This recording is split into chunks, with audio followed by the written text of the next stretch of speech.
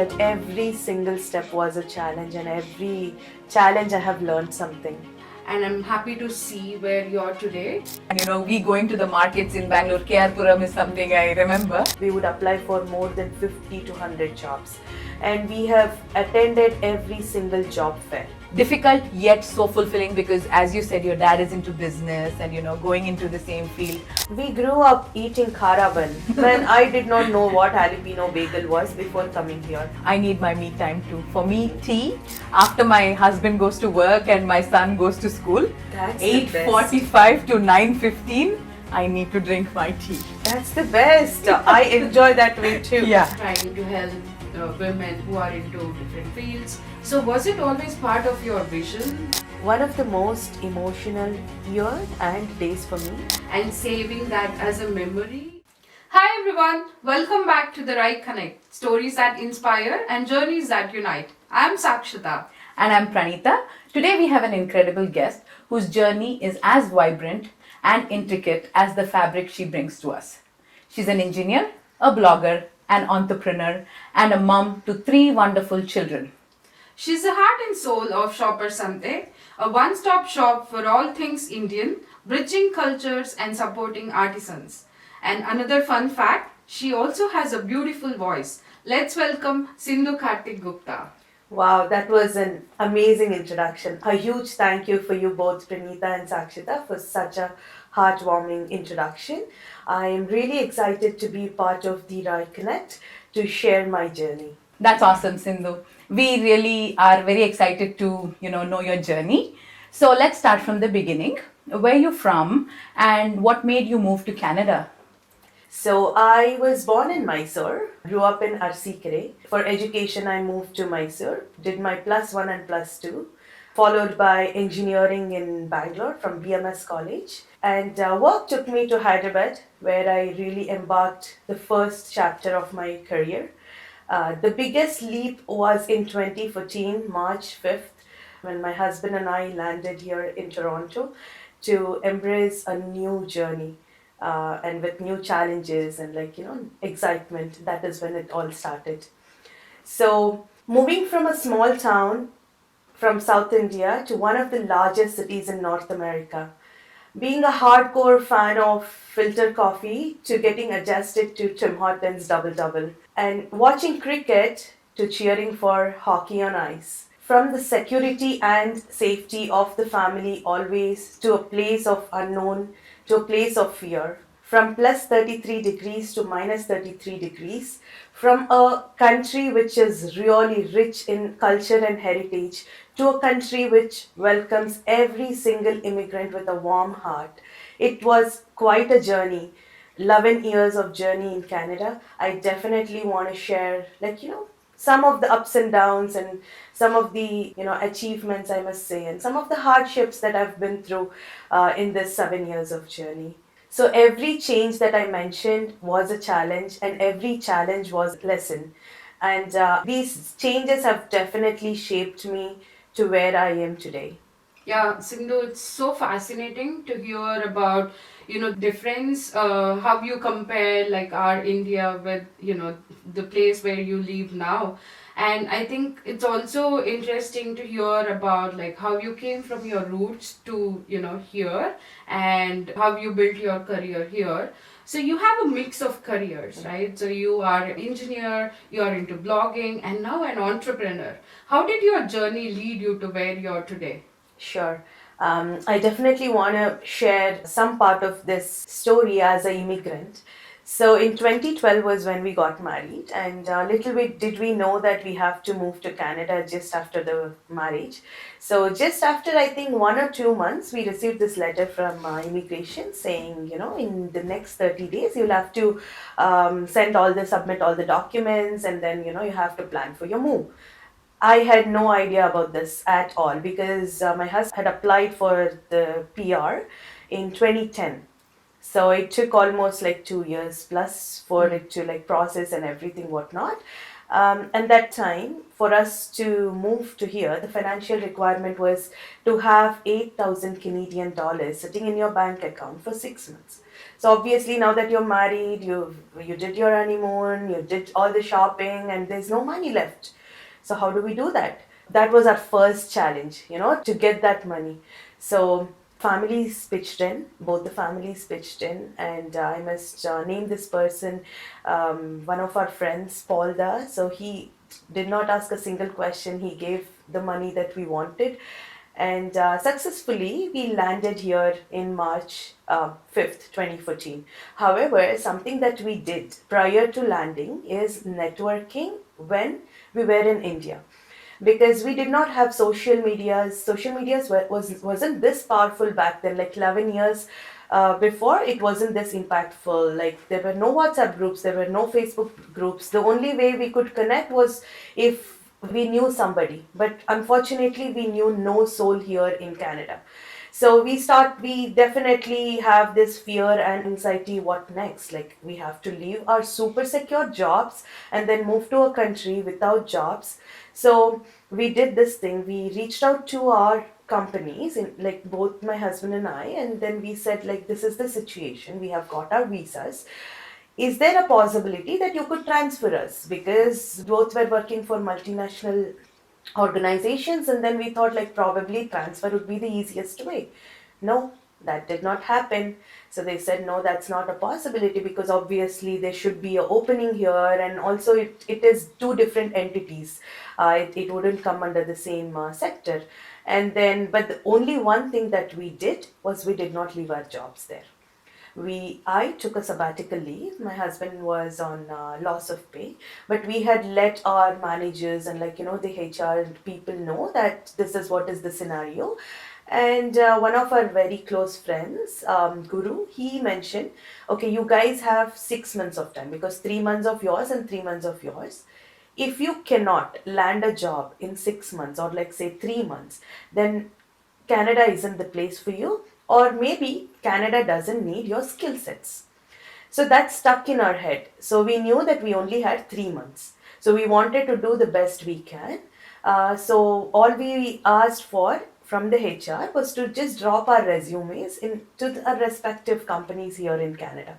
So they did that, luckily. And at that time, they did was to send an email saying, okay, so and so person is coming, looking for a job. Can you please help out? And they are, the employees of this organization and whatsoever. So the reason I want to share this is because networking plays a really important role whenever we want to immigrant. Not everybody gets as lucky. Like, some people move with the job. Some people get job easily. Some struggle, even come as a student, work in, like, Tim Hortons or like anywhere, and then find it difficult to place themselves in the job of their desire. So that is why I wanted to share this part of information. Do your networking, that's really important. And luckily, both the places, we had our vacancies in both of our companies. And then just after I landed, I had an interview call. I had to go at 7 a.m. in the morning, March the 6th. So we landed at 11:30 p.m. So little bit did we know that the winter is so harsh. Of course, we did our research of how the temperatures would be, but what do we do next? We don't have a transit, like we don't know, like we don't know where this place is. We don't have cell phone connections. We don't know how to get there. Lucky us, we had wonderful, owners from the basement that we lived in back then. So they gave us, a map, like, print out of the map, like, you have to take the bus number so and so at this time. And the bus comes on dot at the time, which was again a shocker. It was like, so if we had to take a bus at 5:30 a.m. or something, we're like, okay, 5:30 a.m. is the bus, so maybe we'll get it even if we go at 5:32. No, we don't. And then We did not have a proper attire, no snow boots, no snow jackets, like nothing, because we did not have anybody here who could guide us through and then who could help us through this process. And even getting basement wasn't that easy, because you either need a proof of job or proof of something, credit score, I think, was important. So it was really difficult to navigate through that process. And then I did the interview, and of course, like, it was challenging because it is two different work cultures, work environment. And of course, we moved to Canada for to experience the global workforce, and to have a better quality of life and to have that work life balance, I must say. But it was challenging for us to get through. So I luckily got placed in that organizations. But in between that time, I had almost 2 months wherein I did not receive any answers. After my interview, I had to, like, wait. I don't know the culture of, like, how do I follow up, or, like, whatever. So between that time is when I worked at Tim Hortons. So it wasn't easy. Day one, I went, I was happy, I found a job, like, because there was uncertainty whether or not I will get placed in the organization that I was interviewed. Every single day, we would apply for more than 50 to 100 jobs. And we have attended every single job fair. It doesn't matter if it was a snowstorm or, like, whatever, we have attended, we have made sure, like, attended those every job fair. So, during that Tim Hortons period, so I worked for 2 days. The first day, it was all like, they just told me these are the products, and then this is where the garbage goes, this is the toilet, this is where the cleaning supplies are. And then I said, okay, because I don't know how to react. All I wanted to do was to get through the job. Because all we were hearing is, do you have a work experience, Canadian work experience? Well, just landed. I don't have a Canadian job experience, but then I had to do it. And then first day, they asked me, can I get a jalapeno bagel? I look up at the list on the list, and I am looking for, where is jalapeno bagel and how does it look like? Because we grew up eating khara bun when I did not know what jalapeno bagel was before coming here. No, yeah. So I did not know what a croissant was. I did not know people have preferences in the way they drink coffee. So you can't just be like, okay, give me coffee. You're like, how would you like your coffee? With milk, with cream, no milk, no sugar? I had no idea. All I knew was one strong filter coffee. That's all. So it was a bit of a cultural shock for me as well. The first day went okay. They asked me to clean the toilets, which I did. Second day, the same routine started, and then and I did not tell this at home, like, to either to the parents. I think this would be the podcast where I'm telling this to my family that I did this. And the second day, the same thing continues. And I call my husband. I say I need a break, and I go take a break because I did not have cell phone. I call him, and then I said, no, I cannot do this. I did not come to do this, and I will not do this. I am really sorry. I tried, but I can't do it. Because there's certain things that, your heart doesn't agree. Not that some job is less or anything is more. It's just what your heart says. So we moved all the way here not to do that. So I said, no, I will chase what I came here for. I will not do this. And then I just walked off. And of course, for the time that I worked, I received the remuneration or salary, or like whatever you call it. And again, it started back to normal, apply for jobs. And luckily, after 2 months of wait, I landed a job. And I have to share this very funny story with you all. Looking back, I laugh at myself, but I really think that I have to, share this. So everything went well. I go to the company, and I was appointed as systems manager, quality systems manager. So obviously, with the manager in the tag, like with that, you expect, or at least as As a person who immigrated just from India, you expect that, okay, you are entitled with certain benefits. So I assumed the same thing again. What happened? So I went to the HR admin. I asked her, so how do I come to work? So she looks at me puzzled. What do you mean? Then I said, okay, do I get a cab? Yeah, sure, you can get a cab, else you can take a transit. The transit just stops here or whatever, right? And then she says, so there is, yeah, you sure you can get a cab? And then I said, okay, then can I get a cab? So then she again looks at me puzzled. What do you mean? You get me a cab? And I asked, is there no cab facilities here? She said, sorry, there's nothing like that. You either have to choose your public transit or you have to drive or you can book a cab for yourself. I was like, okay. And then I come home and then fast forward like 2-3 weeks, I had this meeting, like a conference in another place. We are all sitting and then, walking, introducing ourselves because obviously I was new. And then this manager sitting next to me asks, which location are you from? Because it was for all the locations. And then I say so and so. And then he says, by the way, have you met this person who came, like this young lady who was asking for a cab to come to work? Then I took a pause. I really wanted to hear from him. What else did we hear? And then he said, how funny is that to somebody to ask for a cab? She is such a funny girl. I mean, young lady. And then I said, okay, you're speaking to one. I am that young lady who asked for the cab. And he goes like, sorry. I'm like, it's okay. I mean, I'm still learning. Yeah. That was really funny. If I go back and I mean, like, those are some of the memories you cherish during like this process of different work cultures, different cultural backgrounds, different atmosphere, I think. But every single step was a challenge, and every challenge I have learned something. Sindhu, that was such an interesting story. Thank you for sharing that. And I think it brought back my memories too when I landed in Canada 9 years back. So, really glad you shared it with us. And I think everybody goes through this struggle in the initial days. And I'm happy to see where you're today. And now, from engineering background, and now you're into blogging, and also you're an entrepreneur. Do you want to share more about that?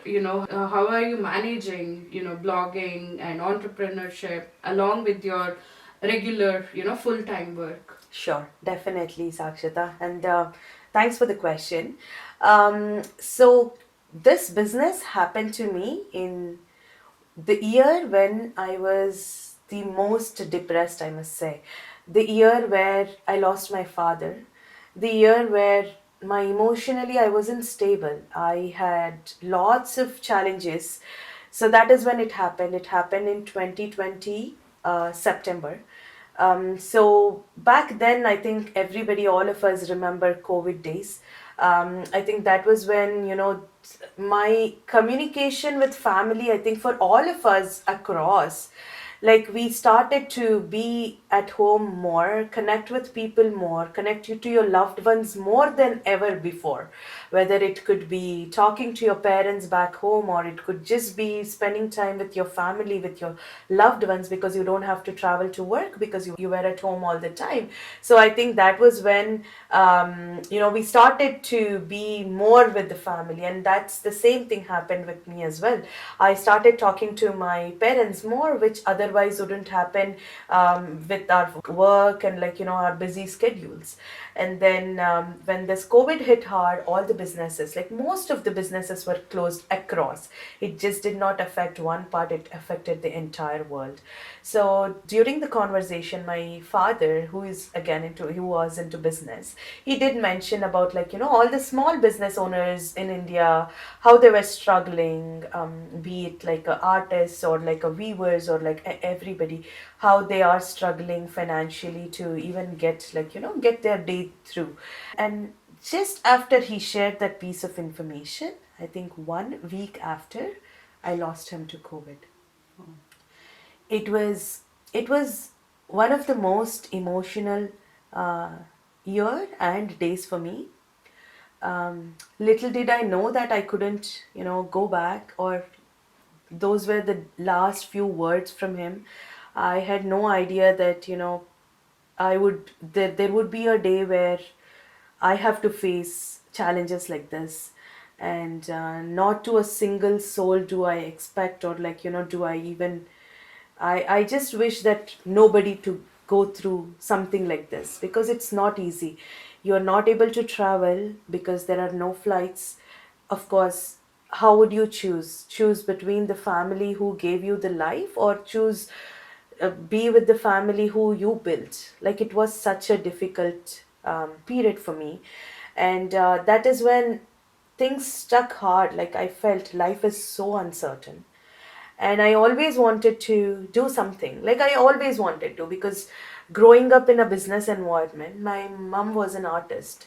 She's a great artist. So I've seen her earn money through art. I've seen her passion, I've seen her dedication, and I also have seen my dad into business. So, looking at this, then I also know the limitation of living in a small town, less exposure, less marketing and things like that. So, I thought like now is the right time. Especially after everything happened, I felt life is very uncertain. If you have to do it now. Do not wait. And that's when I said, okay, I want to start this.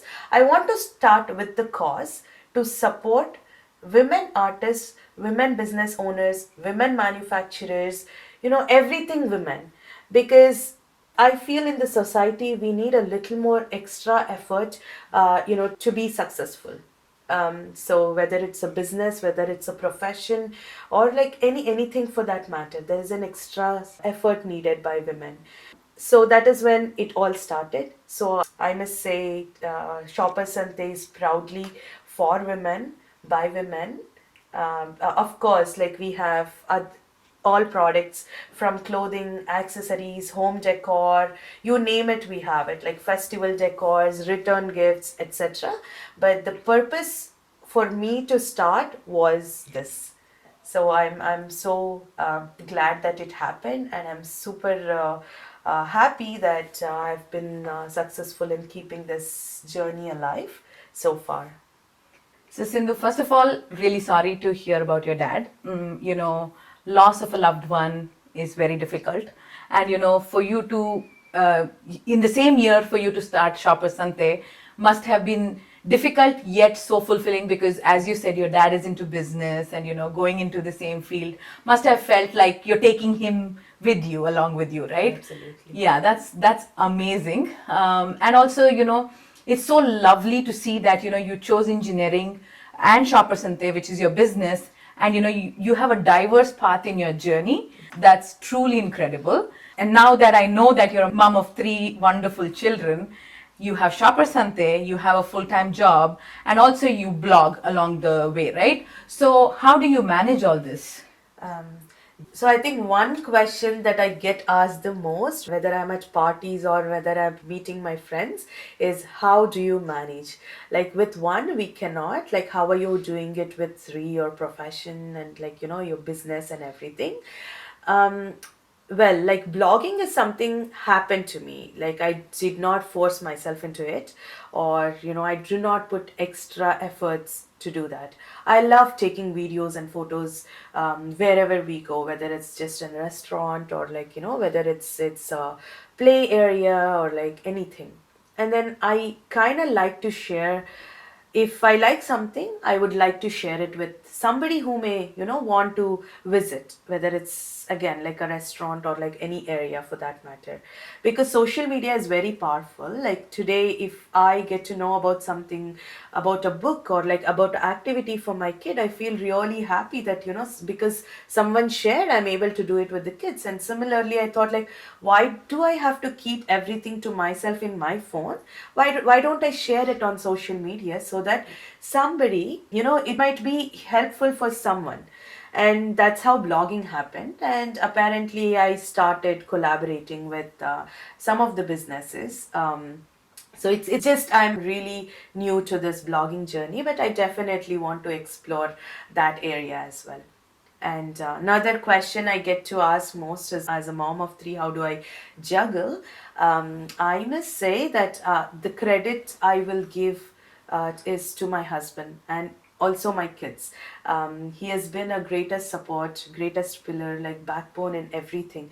Even for that matter, if I have to follow the passion that I am doing right now, he inspires me to do so. He's so passionate about playing cricket or like hiking and things like that. So I'm like, okay, I don't have to search elsewhere to get my inspiration. It's just around me, like my kids, my family, my in-laws, my parents, and things like that. So I think it's this support that I get. From my husband and also from my kids, and moral support of course from friends and like family. Whenever I am down, like I give myself that grace, and say, okay, it is okay. It is okay to be not okay. It's sometimes that is really important. Your mental health is as important as the physical health. So I give myself that time, and I think that is something that's helping me. And of course, business is something that I consider a me time. So whenever I'm just struggling, I just go back and I'm like, okay, what do I do? Like, where do I go? Where do I do? And things like that. So, yeah. And of course, you'll have to have some, I wouldn't say sleepless nights, but then definitely an hour extra of work, or like 1 hour less sleep to get these things done, because especially when you're dealing with time zone differences, you'll have to keep that into consideration while working together. So but I think whether we are mom of three or mom of one, we all have our own juggles and like struggles into this. Yeah, I can totally relate with your vibe, of you sharing about the kids' journey in the, Instagram or any social media as such. So because I do the same, right? Right. It's kind of fun to watch them do like all interesting things, and also like capturing that moments and saving that as a memory is something we can always come back and look at it and enjoy the time, enjoy that moment, I should say. And also, it was interesting to hear about your journey, or about the way came up with Shoppers Sante. You're the founder of Shoppers Sante now. So I want to know, how did you come up with this name? Such an interesting name. Shoppers Sante has a special meaning to me. I was born and brought up in Karnataka, so Kannada is something that I really wanted to embody in whatever I do. So Sante in Kannada is market, a place where people gather to get what they want, what they need. And I think that is why I wanted to name it Sante. So it's definitely a reflection of my journey, my roots, and I just wanted to make it more meaningful. So yeah, that is why Shoppers Sante. Wow.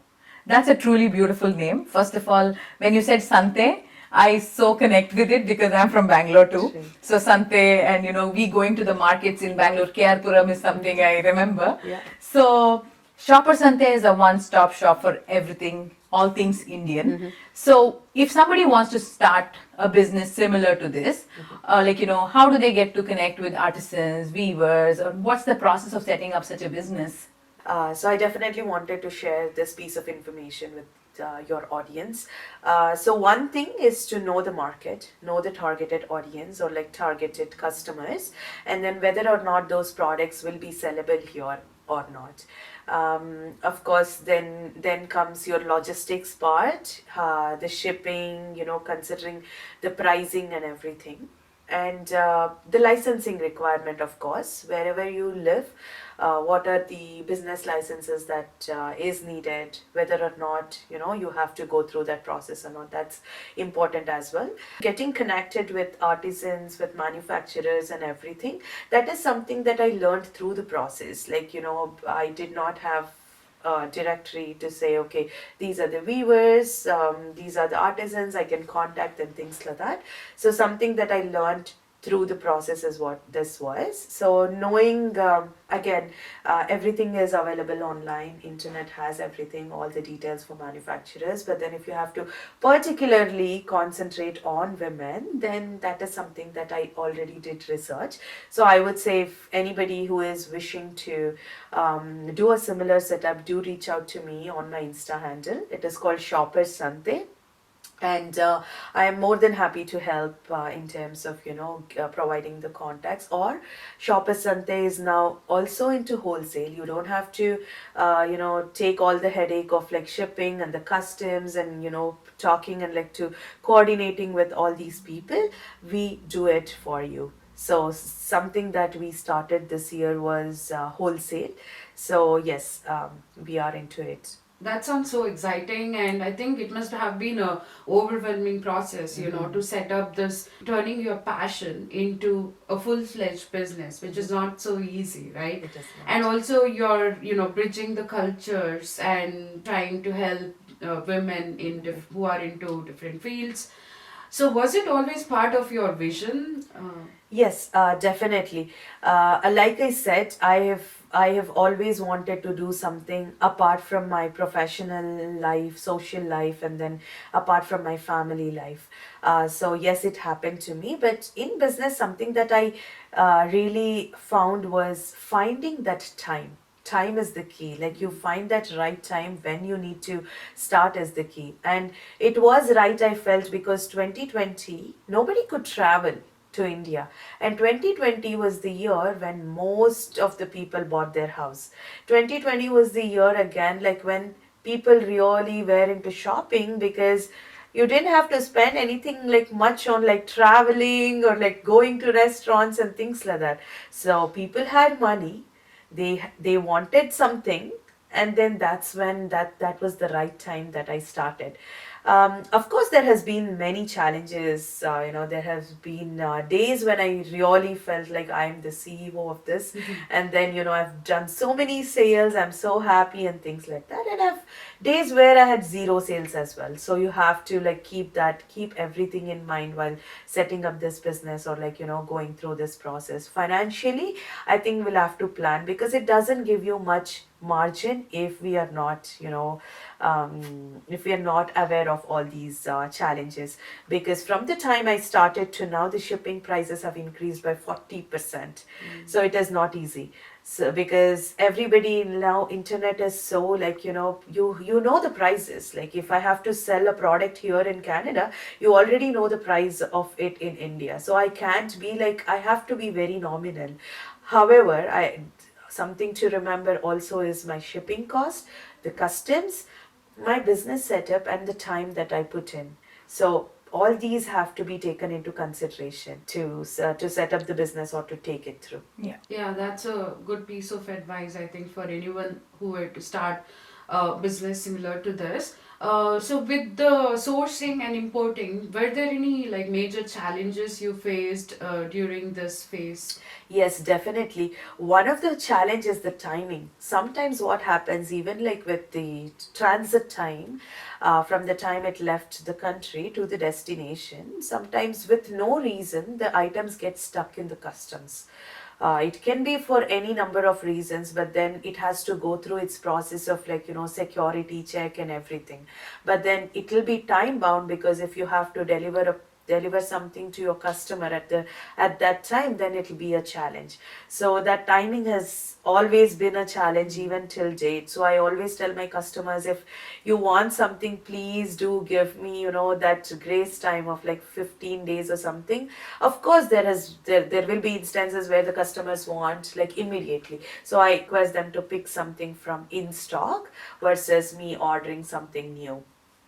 So that is one of the challenge that I face through this. And other things are like shipping. I would say shipping is one of the major challenges, whether it is between the countries or within the country, because shipping here is very expensive. So I sometimes there have been days when I have delivered myself. So it's not easy, because if you want to ask somebody to pay additional $10 or $12 for the product that you've already received, They wouldn't. In my experience, for the past 4 5 years, they will not. So either I offer either pickup, or like I sometimes deliver, or I sometimes ship to out of my pocket as well sometimes, because it's needed. Like, if you have promised to your customer that this will be shipped on a certain date, then it is needed. So these are some of the challenges which will hit financially. And of course, I've ventured out things like setting up this store in different organizations whenever there is events, like in Garba events, or like even Indian festivals and things like that. I've explored that options for one for marketing, for sales and everything. So that has been helpful as well sometimes, but not always. But those are some of the sources that we can rely on. That's so insightful, Sindhu. There's so much more to just the end product, right? Like there's so much to do with shipping, as you said, marketing. Everything is so challenging. I'm sure you face something to do with, product damage or something. Can you talk more about product damage to us? Absolutely. So there has been instances where the products have been damaged, but something that I'm very much careful before ordering. Like I even let my artists, or like even like manufacturers know is this has to be delivered to Canada. So there's no way that I can accept if there is a damage. Please let me know if the product cannot be shipped that way, like intact. So my manufacturers have been super helpful in that way. If something cannot be shipped, they tell it straight, and then they say this is really, I can take chances. I mean, 95% of the times it will not, but then I don't know. This is, if they say this, then even the 5% I can take chance, right? So I almost avoid to get products like this. But there has been instances where I had to get Ganesha idols last year. I had almost got up to, like, I think I had order of 65 to 75 Ganeshas that I sold here, which came here with no damage. I think there is a vast part to also do with the packaging, the type of packaging, the way it is shipped and everything. But there is a challenge. But whenever I have something like this, when I'm doubtful, if my order quantity is say 70, I get 80. So I know that even if there are chances that 5 pieces goes damaged, then I'm not disappointing my customers. So that's something that I do, and that's something that financially will impact as well. Yeah, because when there's a damage, obviously you can't say anything to the customer because it's not their fault. Absolutely. Yeah. But at the same time, it's not your fault either. So there's a gray area, right? Right. So there's something you need to deal with. True. So in this case, if somebody is planning to ship things from India and they're new to the business, what do you suggest to them? I would suggest they have to be very careful while packaging. But you can't really trust, because even after packaging at the customs, if they have to take it out and then see what the product is, they have to do it. So there is no guarantee. So I would say avoid as much you can to get products like this if you're not confident. But then if you have to, then order a few pieces extra so that you don't disappoint your customers. Right. So another major challenge is the volume. So say for example, you want to ship a idol or like any home decor item weighing 500 grams, but then it is 15 inches. But then you will have to pay for the 15 inches and not for the weight. Whatever is the highest, whether it's a volume or for the weight, you'll have to pay for that. So that becomes high cost as well. So oftentimes, especially with the home decor, with the packaging and with the size of it, with the volume, that is definitely a challenge. So that is something again we'll have to consider. And then one thing like I highlighted is the time difference, because our business hours or our working hours is like their sleeping time. So getting that reliability, getting the response from them during their business hours is a little more challenging than what I anticipated to be. So yeah, that is something that I did not really oversee when I started it, but during the process I am learning, and it's still been a challenge.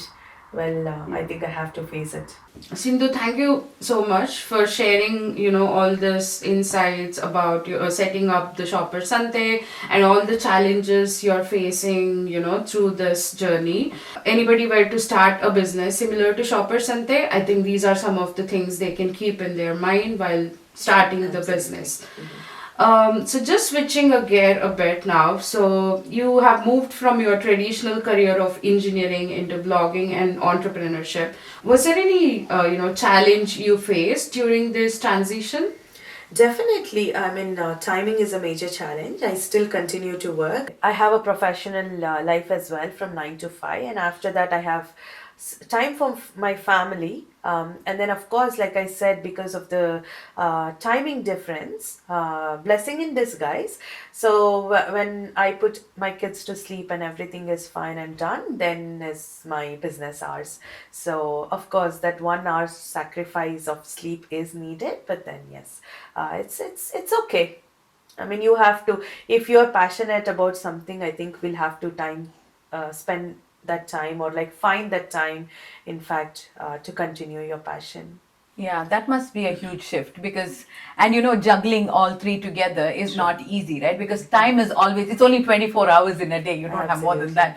that. But so when, when you're doing this, so while you're juggling all this, has social media helped you in setting up Shopper Sante?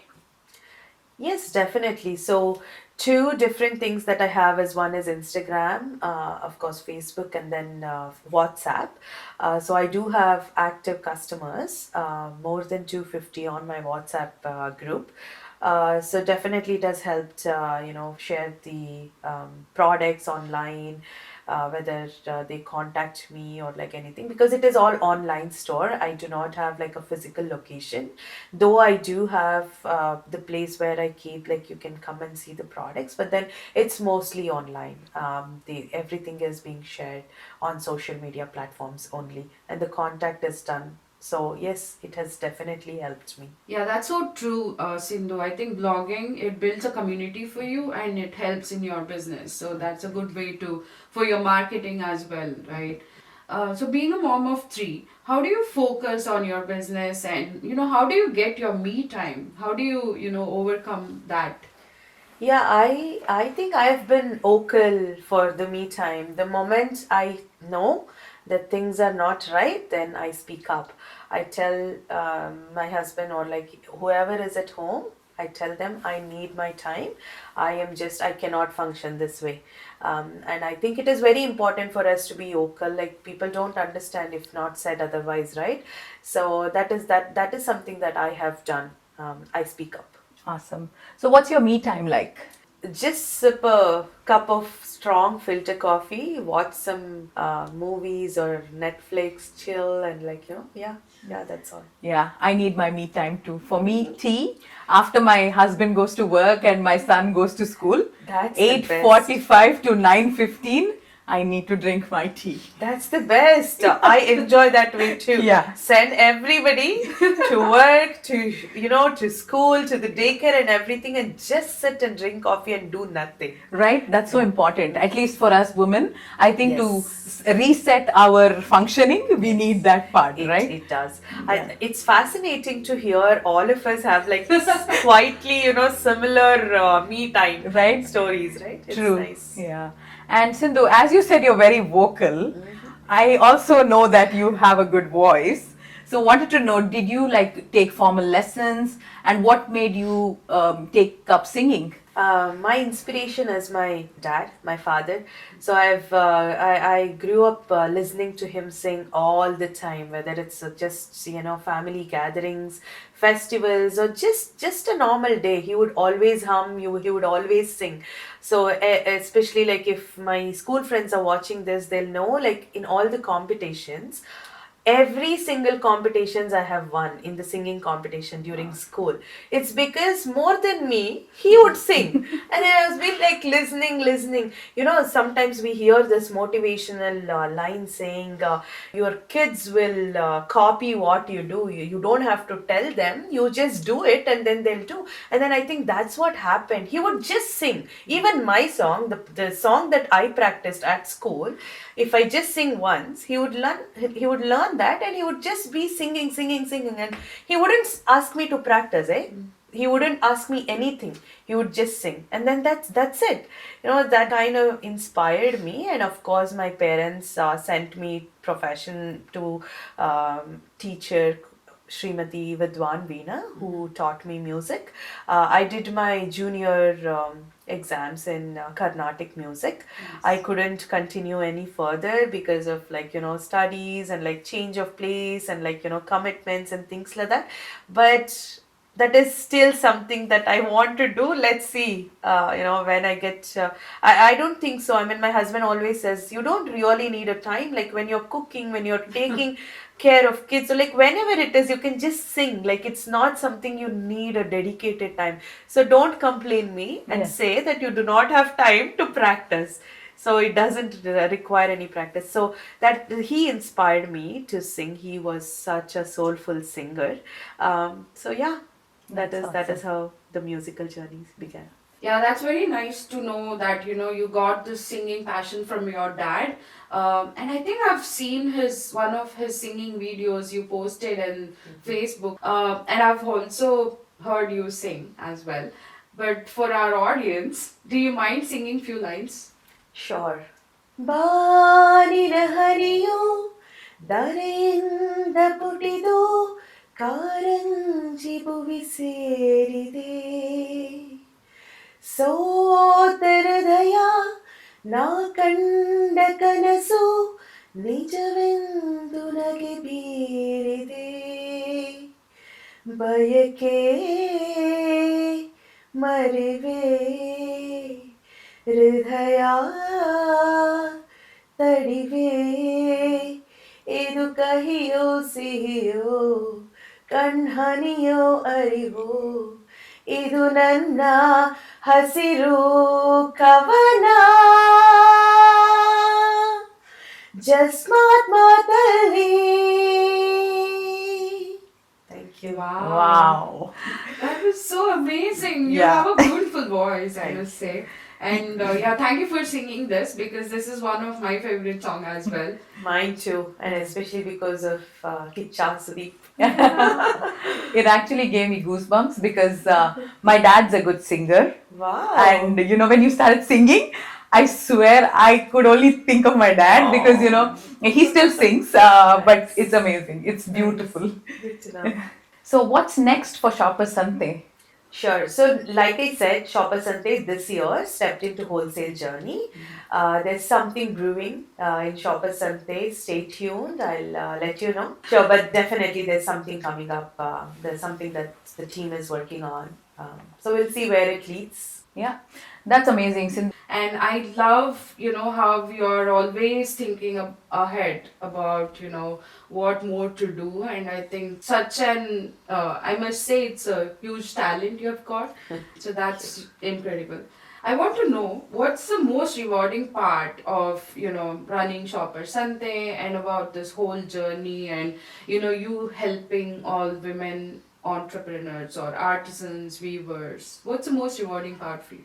I think there is the answer.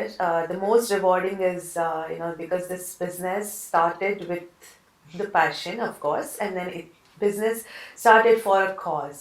So to support women artists, women artisans, women entrepreneurs, women business owners, even women, resellers for that matter, everything women. So I really feel, something that's rewarding definitely is you're supporting them in a small way that you can. And definitely when I'm able to provide things that otherwise people cannot get it here or find it difficult to get it here. And when I receive messages like, I love the quality or I'm so happy, you just made my day and things like that, it really gives me happiness. All right, Sindhu. So the conversation we had so far has been so insightful. It's beautiful to know that a thought became a passion and then now a business. It's beautiful. I also love the fact that you support so many women out there who are who suffered during COVID with their businesses or small artisans and all that stuff. It's beautiful. So now that we've got a lot of information from you, we want to lighten up the session a little bit. So we have a segment called Fast Five with the Rice. So in this, we'll ask you 5 questions. Okay. All you have to answer us is what comes to your mind first. So my first question is, what is one thing that makes you smile? My kids. And ask me this too. What is one thing that annoys you the most? My kids. For sure, for everybody. Yeah. I mean, it's their, the naughty things that they do, and it makes me happy. Yeah. Good to know. Second question to you. What's one thing people often get wrong about you? I think they think I'm too reserved, or I have too much attitude. Because I have heard about this from a few people for people who has not had a conversation with me, so they would think I'm either reserved or I have attitude. So that is something that people get wrong about me, which is not true, guys. I'm not. So Guys, it's really not true because she doesn't have an attitude. That's for sure. I can say that. Yeah, from what I know, she's a social butterfly. True. So, what is one guilty pleasure? shopping and eating. Okay. I love to eat. I enjoy. I'm a vegetarian. But I find it funnier when people ask, "You're a vegetarian, what do you have to eat? What do you find to eat?" I'm like, we have so many things and I can't just stop eating. I think that's the guilty pleasure. One is shopping without any need, without any hesitation, and eating. Even if it is a midnight, I'm upset or like I'm angry or like we're fighting, I take a tub of ice cream and then just keep eating. Or I love sweets. I love sweets. So yeah, I enjoy. Same pinch. And I think Toronto has a most like good restaurants as Sure. well, and you can explore a lot too, right? So my fourth question: what do you love most about Canada? I love the fact that Canada welcomes every immigrant with the open heart and opportunities. I think this is the place where I learned you can do anything. You can change your career completely. You can change the path. Like that is something that if I weren't to be in India, I wouldn't have, because all my thought process was, okay, if I had worked in manufacturing for like say 10 years, I have to die working for manufacturing for the next whatever years. That's something that I find it fascinating here. Even after working for say IT industry for 10 years, they can change their career, like if they're passionate to say to the marketing or like to anything for that matter. It's not about the business and the profession I'm talking about, it's just the professional thing. And I think that is something that I really love about Canada. That's very true. That's something even I love about Canada. Yeah. So, fifth question and the last question. Okay. What is your comfort food? South Indian food anytime. Idli sambar, masala dosa. Yeah, these are my comfort food. Wow. Love it. That was fun. Thank you. So thank you, Sindhu, for being such a sport and answering all 5 questions, and we loved your answers. So before we wrap up, we want to know, like, if you have any, last piece of message or advice to our listeners and viewers today. Sure. So if I have to tell one thing that I've learned in my journey so far, is you don't have to have it all figured out on the day one. Like just put the best foot forward and start it. The starting is the main thing. Whether it's a motherhood or whether it's a business or whether it's a profession or anything for that matter, I think start it with all the heart, and then with the pinch of passion and perseverance, I think we can figure it out all. So yeah, just start it. Whether it's your dream or the passion, here today is the day. Yeah, I love that, and thank you so much for that. And we would also like to know, like, how was your experience today in the podcast? It was very enjoyable. I really had a lovely time with you girls. I enjoyed this little conversation. Probably, we wouldn't have had this type of conversation even during our meetings otherwise. This was really nice. And thank you so much for having me in the Right Connect. I hope the audience find it, I don't know if it will be inspiring, but definitely a message for somebody who want to start something or like pursue something or like chase your dreams, then just do it. So yeah, thank you so much. Thank you, Sindhu, for sharing your inspiring journey and valuable insights with us. Your dedication towards women empowerment and preserving tradition is truly, truly commendable. Thank you. Yeah, thank you for being here and sharing your story with us. And I think it's a pleasure to have you on this podcast today. And your insights, I think it has added so much depth to our conversation today. And thank you for taking time to enlighten our listeners and viewers today.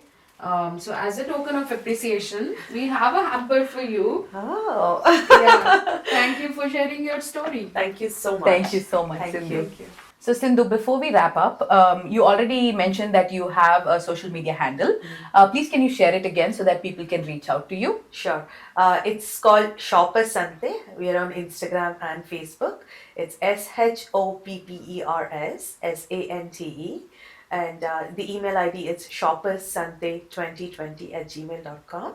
You can DM me for orders or like anything, any inquiries that you have. Thank you for sharing the details. We will, provide that in the description as well. And to our wonderful listeners and viewers, thank you for tuning in today for our podcast. If you loved our episode and found this conversation useful, don't forget to like, share, and subscribe to our channel. Also, drop a comment in the comment section below. We would love to hear from you on how you felt our episode was today. And if you have a story to share, send us an email to therightconnect@outlook.com and we would love to hear from you. Until next time, I'm Sakshata and Pranita signing off from the Right Connect, where stories inspire and journeys unite. Thank you.